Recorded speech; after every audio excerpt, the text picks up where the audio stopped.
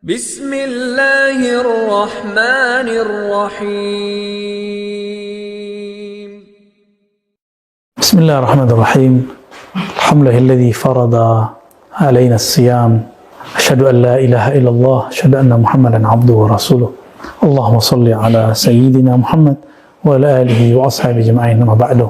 Teman-teman yang makan Allah, kita sering mendengar orang di bulan puasa, sebelum puasa, bahkan setelah hari raya membacakan surat Al-Baqarah ayat 183 yang saya tidak usah bacakan karena hampir semua orang hafal, bahkan yang tidak berpuasa. Tapi saya akan mengambil kalimat di situ, diwajibkan atas kalian wahai orang beriman berpuasa, siyam atau saum, jamak plural dari saum, kama kutiba 'alal ladzina min qablikum, sebagaimana diwajibkan atas orang-orang sebelum kamu. Siapakah orang-orang sebelum kamu itu? Nabi Muhammad, orang-orang sebelum beliau adalah Sayyidina Ismail, Sayyidina Ishaq. Mereka adalah pendahulunya Rasulullah SAW. Min qablikum, orang-orang sebelum kamu. Artinya, puasa itu adalah salah satu amalan yang tua. Apakah sebelum Nabi Ibrahim ada? Ada. Bahkan Sayyidina Adam disebutkan oleh Imam Ibnu Katsir dalam Al-Bidayah wa Nihayah ketika bertobat, fatalaqqa Adam, ya, fatalaqqa, ketika Adam bertalaqi menghadap kepada Rabb-nya dengan beberapa kalimat, fataba alaih, maka Allah menerima tobatnya. Di dalam riwayat itu ada beberapa hal-hal yang agak sulit kita bayangkan. Berapa lama beliau menyebutkan 40 hari, 40 tahun. Namun yang paling masuk ke dalam logika kita hari ini, karena itu pernah terjadi di zaman Izzuddin bin Abdis Salam, 40 hari, 40 malam.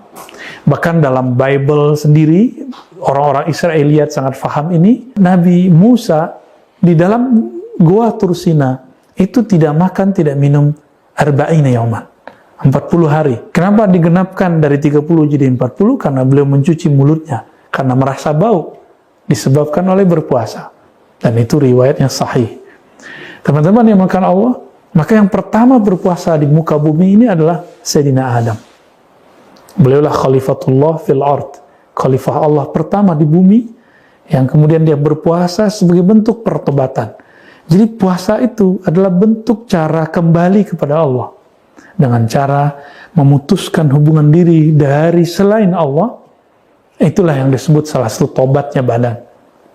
Jadi tobatnya badan adalah puasa. Puasa ini jadi masalah lagi. Ternyata puasa bukanlah bahasa Arab. Puasa dari bahasa Sanskerta lagi. Upawasa atau taqarrub ila wahidil ahad, mendekatkan diri kepada yang Maha Esa. Upa itu taqarrub, wasa Sang Maha Esa. Dan ternyata sama di dalam Al-Quran, bukan cocok logi, karena memang agama Brahmana ini menurut Imam Al-Jili adalah agama warisan Nabi Ibrahim. Meskipun kemudian ada perubahan, sebagaimana terjadi perubahan dalam agama-agama Semitik.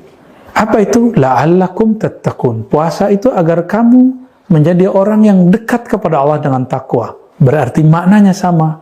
Dan ini disebut munasabat as-sahihah. Kesamaan, kesesuaian yang sahih. Ternyata mereka juga punya puasa. Orang-orang zaman dahulu ada puasa. Dan itu berlanjut sampai hari ini. Di kalangan ahli kitab sampai hari ini ada puasa. Di kalangan orang-orang agama Brahmana sampai hari ini ada juga puasa. Teman-teman yang makan Allah, lalu apa yang jarang dieksplorasi oleh orang ketika membahas, menakar, menyentuh bagian terdalam dari puasa? Ternyata hadis yang masyhur tapi jarang kemudian dibaca, yaitu as-siyamuli. Hadis qudsi Allah berfirman, as-siyamuli. Saum itu dalam bahasa Ibrani disebut zoom atau ta'anit, menahan diri dari makan, minum, dan berjima itu adalah untukku. Tapi ternyata maknanya lebih luas. Menahan dirimu daripada selainku, itulah yang disebut li. Itulah li bagiku. Inilah yang dikatakan oleh Imam Ibn Arabi. Orang yang berpuasa, sebenarnya dia telah wusul kepada Allah. Karena Allah langsung mengatakan li. dia milikku. Maka sang saim, orang yang puasa itu, dia langsung dalam genggaman Allah Subhanahu wa ta'ala. Tinggal kesadaran dia kepada Allah. Di mana bentuk kesadaran itu muncul? Ketika di lafaz hadis, di pertengahan hadis, Nabi kemudian mengatakan, idza sabahu ahadun aw syatamahu. Jika ada seseorang mencaci makinya atau mengata-ngatainya, falyaqul inni shaim. Katakanlah aku puasa. Maka saat itulah puasa naik dari puasa fisik menjadi puasa non fisik, puasa emosi. Emosi bukan pada fisik. Emosi itu ada pada nafsiyah kita. Ini disebut dengan saum nafsiyah. Kalau tadi saum badaniyah. Istilah mungkin baru, tapi sebenarnya hampir sama dengan istilah-istilah yang sebelumnya. Selama ini kita baru puasa lapar haus, disebut saum badaniyah. Namun Nabi menghendaki, ayo naik lagi menjadi puasa nafsiyah.